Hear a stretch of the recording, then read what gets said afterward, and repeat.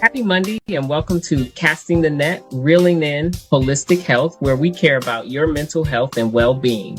I'm your host, Coach Rice, and I want to make sure that you tune in every Monday at 8 a.m. Central Standard Time, where I have my special guest on to talk about real issues that matter most. I want you to check us out on YouTube, Facebook Live, on Business Facebook page, also on the Be Awesome Network. Stay tuned. I think you're going to really like this next guest.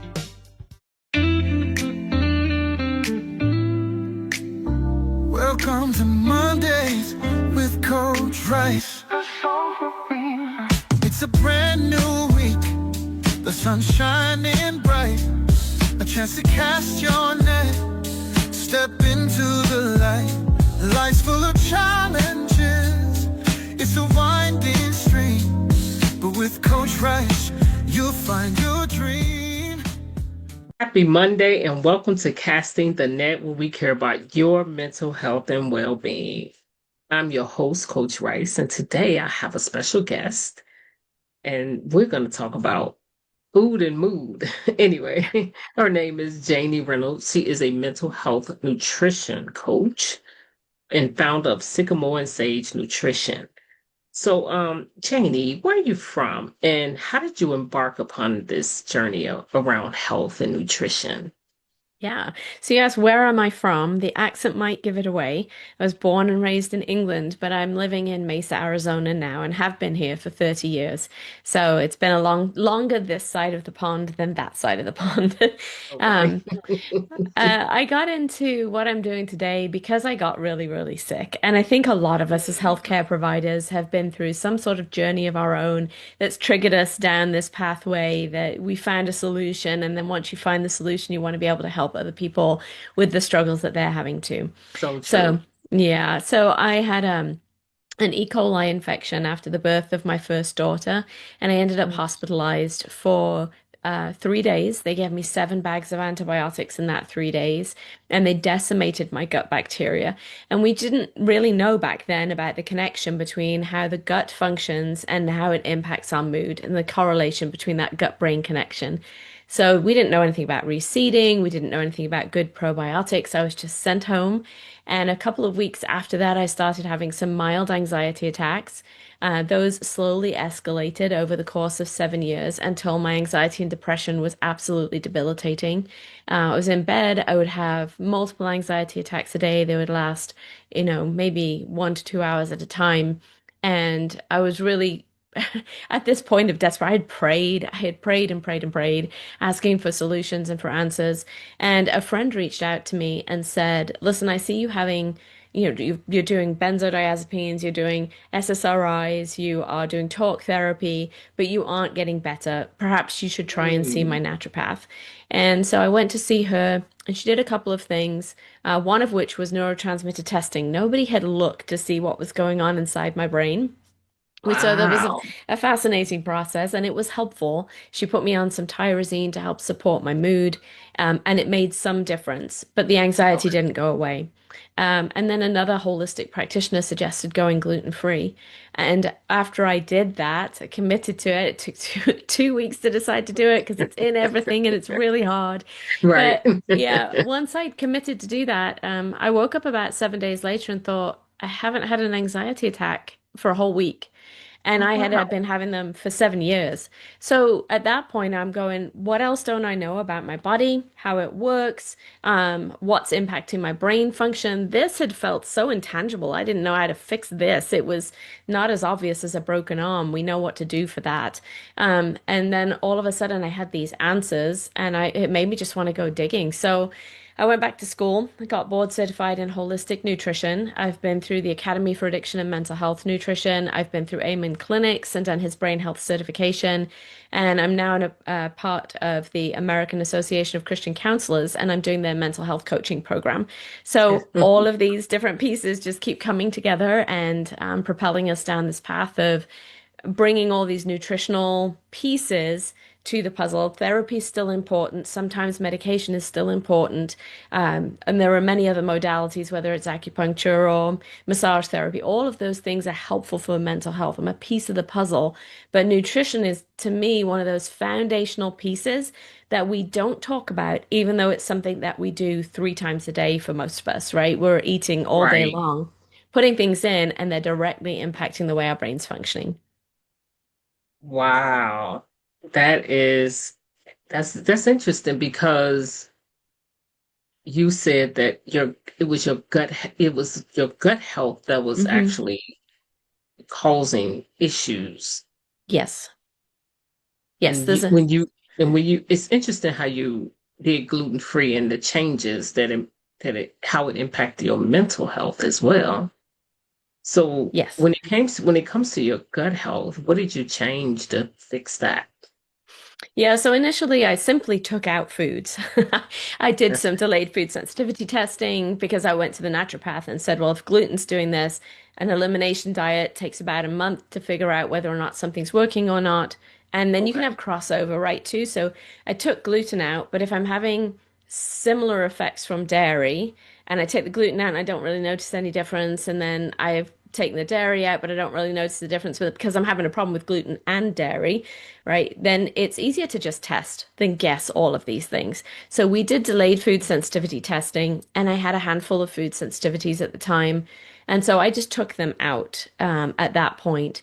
But since then, I've started doing a lot of work on my gut. So it's been a whole process. It's included probiotics. That was a really important part for reseeding all the good bacteria inside my digestive tract over the seasons, because that was 21 years ago now. I've been through different things. I went through toxic mold exposure for a while, and Mm, that messed everything back up again. So wow. I've gone through, I've done IgG powder. That's been incredibly helpful. I've done mastic gum. That's been incredibly helpful. So, and then olive irex or olive leaf extract, some of these natural botanicals that help to settle the digestive tract down, keep the bacteria or the fungus from overgrowing, and then sealing up the holes. So when we're working with somebody in the practice, we're working on removing foods that are causing inflammation.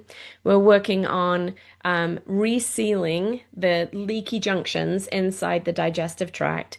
And then we're working on reseeding with good probiotics while also at a different point in the day dealing with any overgrowth of anything that isn't helpful. Just with antivirals, antibacterial, but herbal remedies, not usually medication. Every now and again, something will come up that's so tough, it just won't budge without going and getting medication to help deal with it. But that is, I have a practitioner that I work with in town who can help me with those things if I've got somebody who's really stuck. Oh, okay. Because if you have toxins in your gut with bacteria, that causes a lot of problems, right? Yeah. Yeah, it can do. And it depends on the severity. I mean, I've had people in my office who've shown up with E. coli when we've done testing, and I just usher them over to the doctor's office to let them help out with those serious things. But sometimes it's just an overgrowth of what we call dysbiotic flora. So it's the bad guys. They're an overgrowth, and they're not, they might be causing tummy cramping or occasional constipation, diarrhea, or something like that. I was diagnosed also not long after my daughter was born with ulcerative colitis.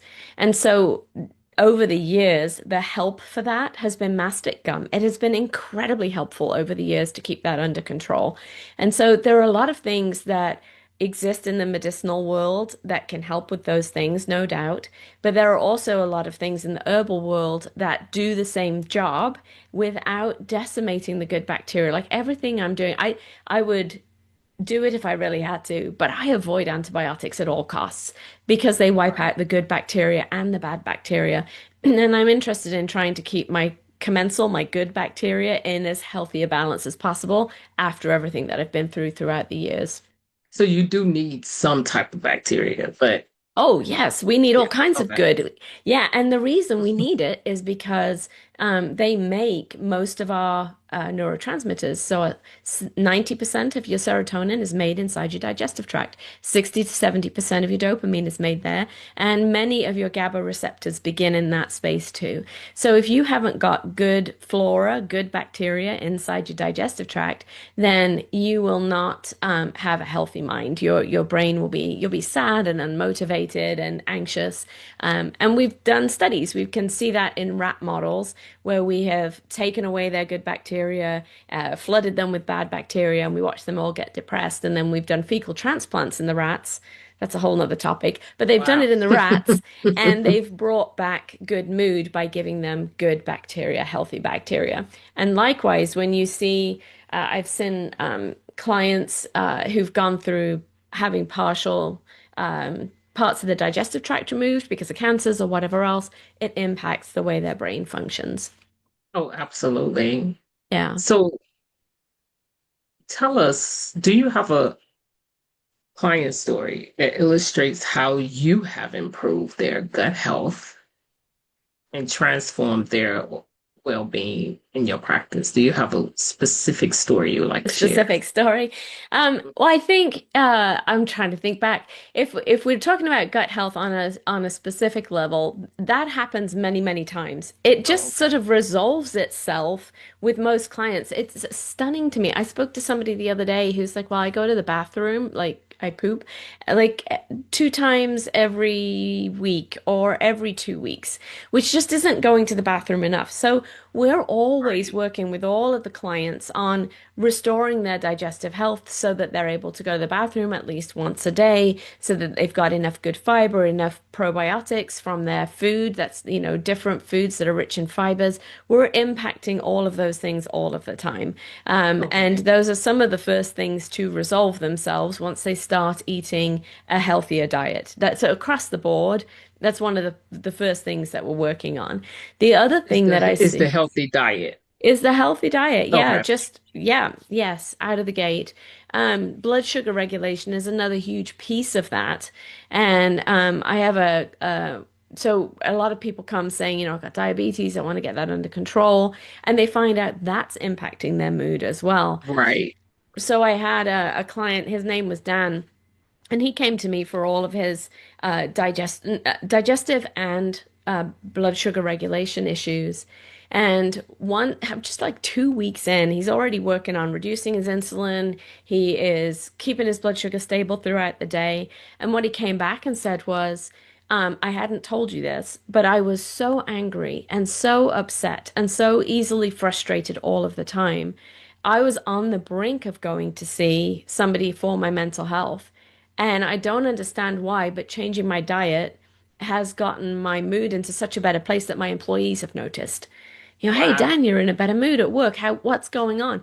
I can We see didn't do that. I can any see that.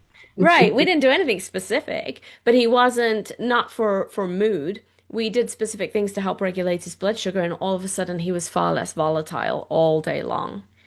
So, yeah, and I've Mm. seen these delayed food allergies impacting gut health over and over again. And when we take them out, they impact brain health, and people's brain health settles down as well. So it's sometimes it's hard to pick out one person and say they had this success with their gut health just because across the board we're working on Right. cleaning that up for everyone. Okay, so walk us through your onboarding process as and when a client wants to see you.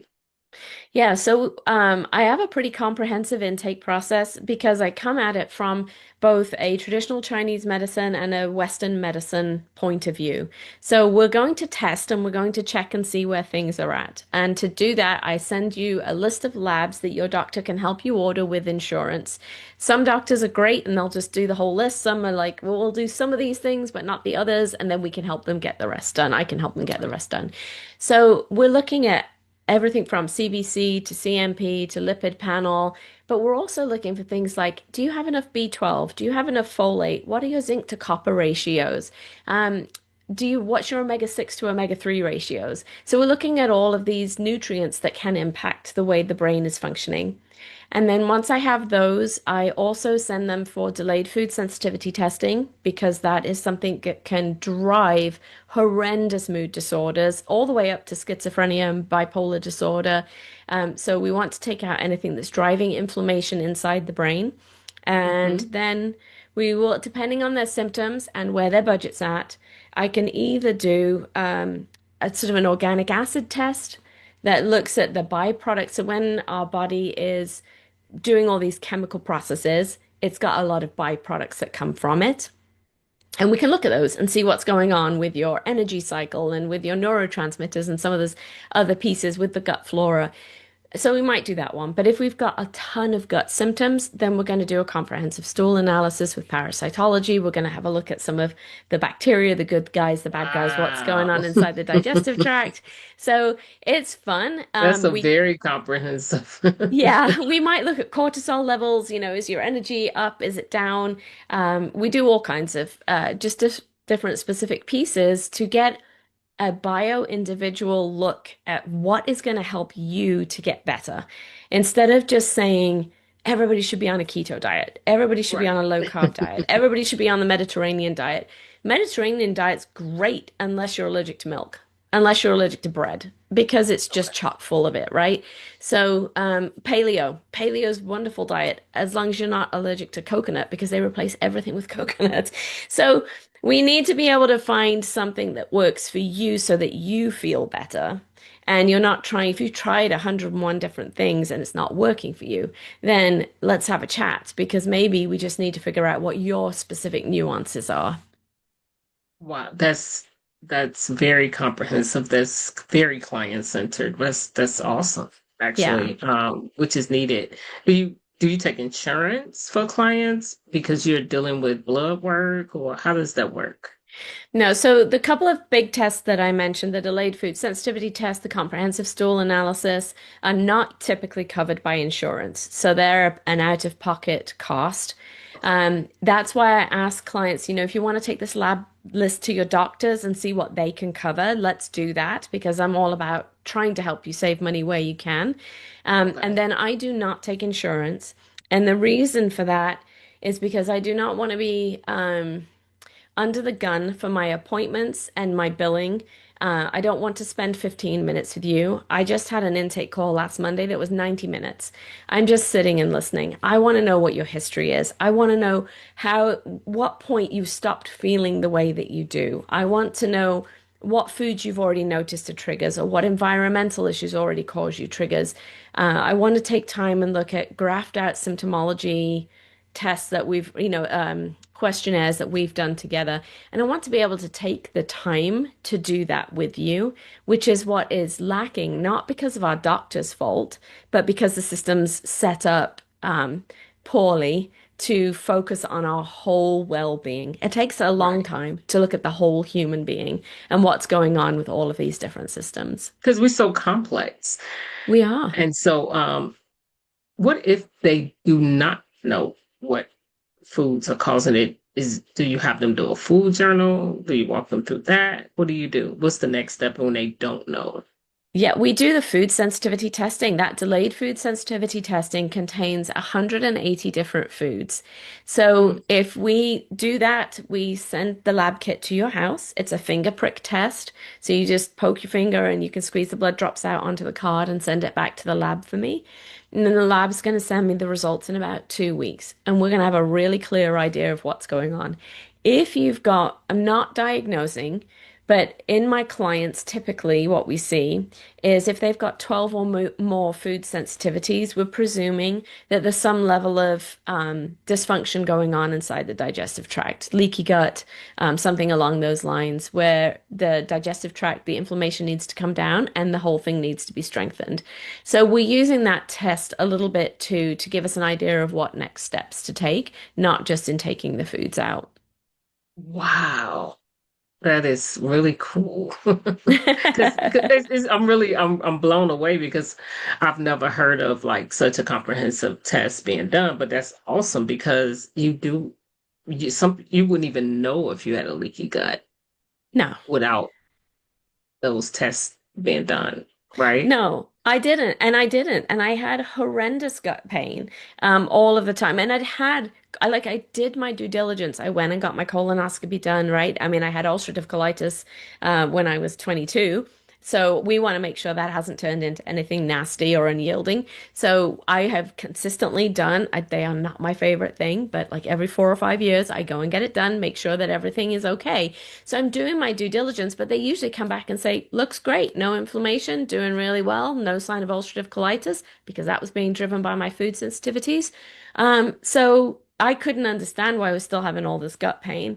But once the doctor explained that that was due to leaky gut, and I did castor oil packs as well. It's one of my favorite things to do. I just did one last night. So we can do all of these different things to help support our gut health, but we test and check and see. And when I did my, panel, I've got half a dozen foods on there. There's an indication that something's not quite right with the way the gut is functioning. Right. And Yeah. so do you have any what do you have going on moving forward? Like anything special, like any books you're writing or any workshops you have coming up, Oh anything gosh. special that you have coming up?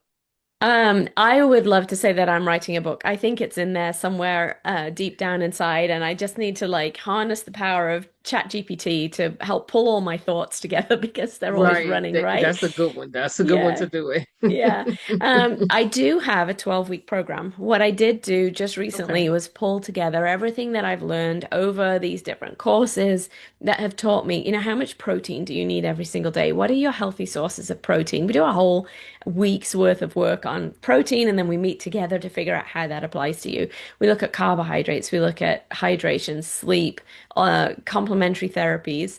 At the very beginning, we look at how to clean out your pantry, what to get rid of. There are some people that are just black and white in their um, treatment of folks who are struggling with issues. I Okay. don't treat disordered eating, but I don't want to create disordered eating either. Right. So we're not going to be so black and white that it's awful. If you've got to have potato chips in the beginning while we're starting and we're cleaning everything up, we're just working on cleaning those things up. So organic potato chips, maybe cooked in avocado oil that stands high heat with a little bit of sea salt instead of a pesticide saturated Right. potato cooked in seed oils and with, non-dairy, cheese, whatever Because it flavoring does on make a it, difference. chemicals Those, and all those yeah, things. oils can be terrible. Yeah, Some yeah. Our oils are brain runs on terrible. fat. Our brain is 60 to 70% fat. So if you are not giving it the right types of fat, you are starving it from its ability to function. So Yes. we look at all of these different pieces in that 12-week program. Okay.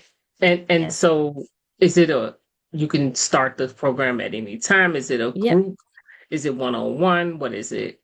Yes. So we can do it either way. We can do it Okay. as a group if you want to help save some costs. To do it one-on-one is $1,800.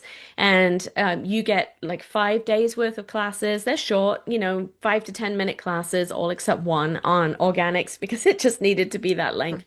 But yeah, 5 to 10 minutes. There's worksheets all the way through. You're going to take away practical information. And then we're going to meet one-on-one, personally, face to face, and talk about what you've gone through, what you've learned, and how it applies to you so that you can practically apply these steps. We spend a whole session going through, you do all the assessments in there, not the lab testing, that's additional. If you want to do it, though, Right. you can sign up to do it.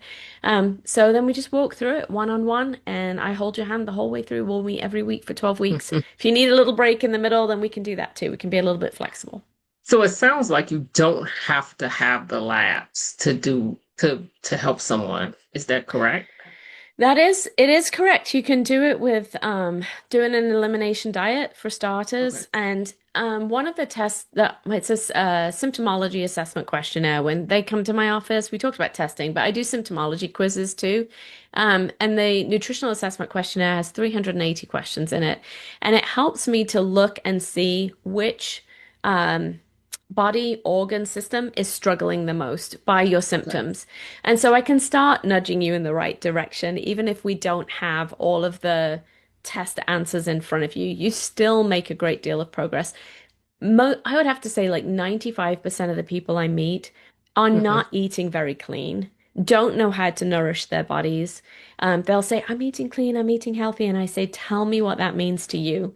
Because what your idea of healthy is and what my idea of healthy are two very, very different things. Right. And then we can start working on cleaning things up. And usually we see an awful lot of progress in the right direction, just even with the symptomology questionnaires.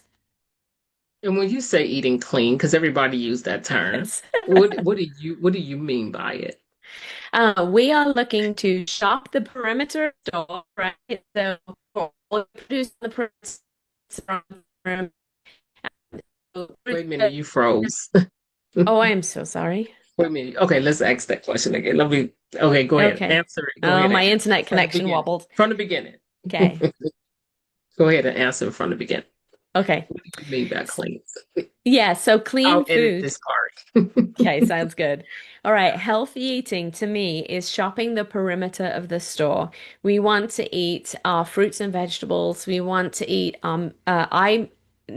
I'm not against veganism or vegetarianism. If we're going to do those things, though, we have to really support you nutritionally, and it has to be super clean in order to make that work for you mentally. I like meat because it is a whole protein. It's very easy. Our body knows how to digest it for the most part. So, meats, fruits, vegetables, healthy fats, nuts and seeds, avocado, things like that, and then olive oil, coconut oil. Those are our healthy fats. And then if you can do breads, then whole, like Ezekiel bread is a great example of a whole Yes. grain bread that's sprouted, that is already pre-made, so it's nice and easy to eat. But if you've got a gluten intolerance or you have autoimmune disease, that's not a good plan for you, and we need to figure out something different for you to do. So we're going to do that. But shopping the perimeter of the store is one of the healthiest ways to do that. We're looking for organic. We're looking for grass-fed, wild caught, anything we can do to get as close to nature as we possibly can, the way that God intended us to eat it before it was highly processed and packaged in all kinds of things that um, also disrupt the way that our body works. Right? Canned food, there's a correlated risk between canned food, like canned soup, and developing all kinds of problems like diabetes just I because can you chose imagine. canned food, right? So anything we can do to reduce the plastics, the cans, all of those things, the better. So yeah, we're just working on cleaning things up. Clean house. Mm-hmm. So, Absolutely. so if you had, a piece of advice for the audience, what would it be?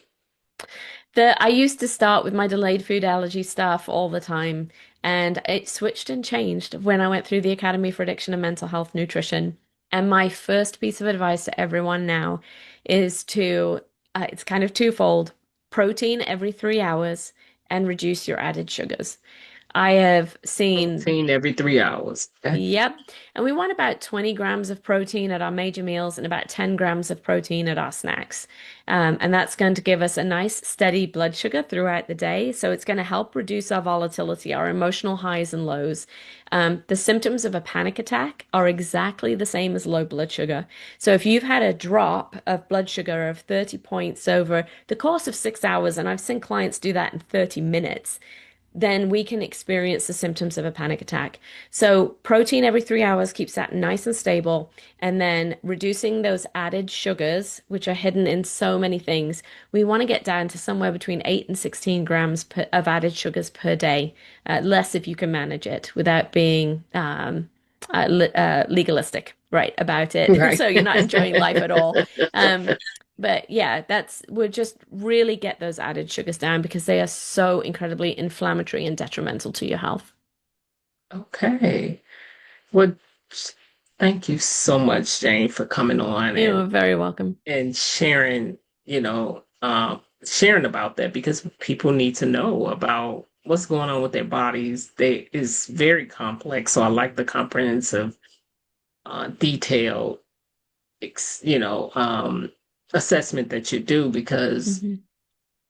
we all are different and our bodies Yes. react different Hmm. to different things.